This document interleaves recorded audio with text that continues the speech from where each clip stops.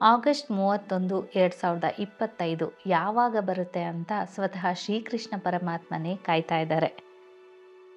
ಯಾಕಂದರೆ ಆಗಸ್ಟ್ 31 ಭಾದ್ರಪದ ಮಾಸದ ಶುಕ್ಲ ಪಕ್ಷದ ಅಷ್ಟಮಿ ತಿಥಿ, ರಾಧಾಷ್ಟಮಿ. ಈ ರಾಧಾಷ್ಟಮಿಯ ಪೌರಾಣಿಕ ಮಹತ್ವ ಏನು, ಶ್ರೀಕೃಷ್ಣನಿಗೂ ರಾಧಾಷ್ಟಮಿಗೂ ಇರುವಂತಹ ಸಂಬಂಧ ಏನು, ಹಾಗೆ ಈ ಶುಭ ಮುಹೂರ್ತ ಯಾವಾಗ ಬರುತ್ತೆ, ಪೂಜೆಯ ಮಹತ್ವ ಏನು, ಎಲ್ಲದರ ಬಗ್ಗೆ ಈ ವಿಡಿಯೋದಲ್ಲಿ ಮಾಹಿತಿಯನ್ನು ತಿಳ್ಕೊಳ್ಳೋಣ. ಪುರಾಣಗಳಲ್ಲಿ ಹೇಳುವಂತೆ ರಾಧಾರಾಣಿ ದ್ವಾಪರ ಯುಗದಲ್ಲಿ ಶ್ರೀಕೃಷ್ಣನ ಜನನದ 15 ದಿನಗಳ ನಂತರ ಬ್ರಜ್ನ ರಾವಲ್ ಗ್ರಾಮದಲ್ಲಿ ರಾಜ ಋಷಭಾನು ಮತ್ತು ರಾಣಿ ಕೀರ್ತಿಯ ಮಗಳಾಗಿ ಅವತರಿಸ್ತಾರೆ. ರಾಧಾರಾಣಿ ಸಿಕ್ಕಿದ್ದು ಒಂದು ಕಮಲದ ಒಳಗೆ ಕೀರ್ತಿಯ ಮುಖದಲ್ಲಿ ಅವತರಿಸ್ಕೊಂಡು ಕಾಣ್ತಾರೆ. ಆ ಕಾರಣದಿಂದಲೇ ಜನ್ಮಾಷ್ಟಮಿಯಿಂದ 15 ದಿನಗಳ ನಂತರ ರಾಧಾಷ್ಟಮಿಯನ್ನು ಆಚರಣೆ ಮಾಡಲಾಗುತ್ತೆ. ರಾಧಾರಾಣಿಯನ್ನು ಲಕ್ಷ್ಮೀ ದೇವಿಯ ಅವತಾರವೆಂದು ಪರಿಗಣಿಸಲಾಗಿದೆ.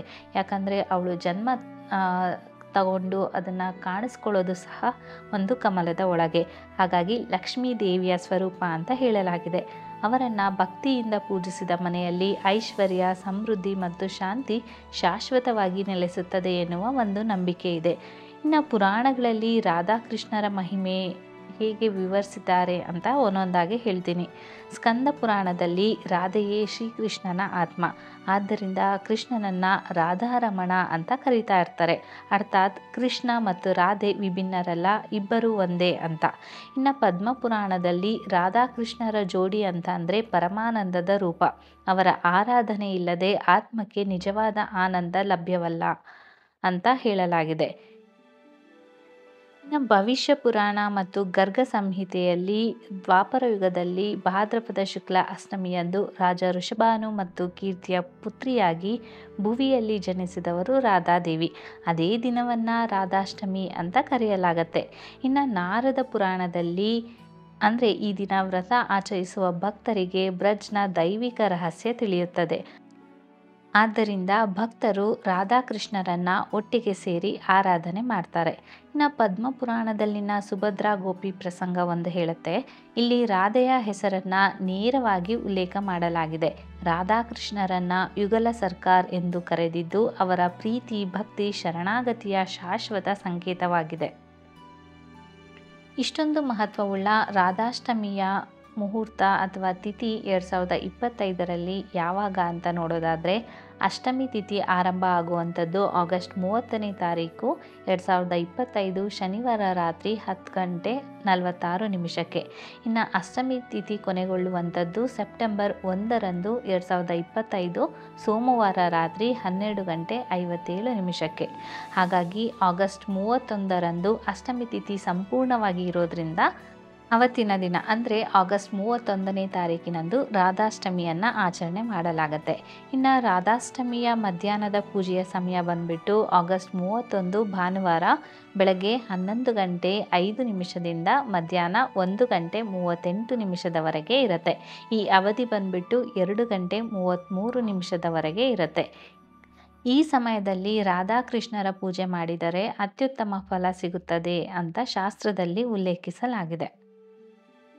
ಹಾಗಾದರೆ ರಾಧಾಷ್ಟಮಿಯ ಪೂಜೆ ಹೇಗೆ ಮಾಡಬೇಕು ಅಂತ ನೋಡೋದಾದರೆ, ಬೆಳಗ್ಗೆ ಬೇಗನೆ ಎದ್ದು ಸ್ನಾನ ಮಾಡಿ ಸ್ವಚ್ಛ ಬಟ್ಟೆಯನ್ನು ಧರಿಸಬೇಕಾಗತ್ತೆ. ರಾಧಾಕೃಷ್ಣರ ಆಶೀರ್ವಾದಕ್ಕಾಗಿ ಸಂಕಲ್ಪವನ್ನು ಮಾಡಿಕೊಳ್ಬೇಕಾಗತ್ತೆ. ಮಂಟಪದಲ್ಲಿ ಮೂರ್ತಿ ಅಥವಾ ಒಂದು ಫೋಟೋವನ್ನು ಸ್ಥಾಪನೆ ಮಾಡಿ ರಾಧಾಕೃಷ್ಣರ ವಿಗ್ರಹ ಅಥವಾ ಚಿತ್ರವನ್ನು ಅಲಂಕಾರವನ್ನು ಮಾಡಬೇಕಾಗತ್ತೆ.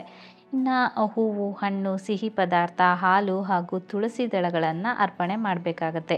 ರಾಧಾಷ್ಟಮಿಯ ವ್ರತದ ಕಥೆಯನ್ನು ಓದಬಹುದು, ಹರೇ ಕೃಷ್ಣ ಮಹಾಮಂತ್ರವನ್ನು ಜಪಿಸ್ಬೋದು, ಭಜನೆ ಕೀರ್ತಿಗಳನ್ನು ಪಠಣೆ ಮಾಡಬಹುದು.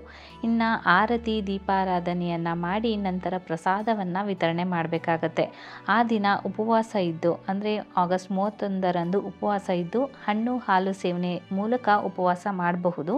ಉಪವಾಸವನ್ನು ಸಂಜೆ ಆರತಿಯ ನಂತರ ಅಥವಾ ಚಂದ್ರ ದರ್ಶನದ ನಂತರ ಮುಗಿಸಬಹುದು.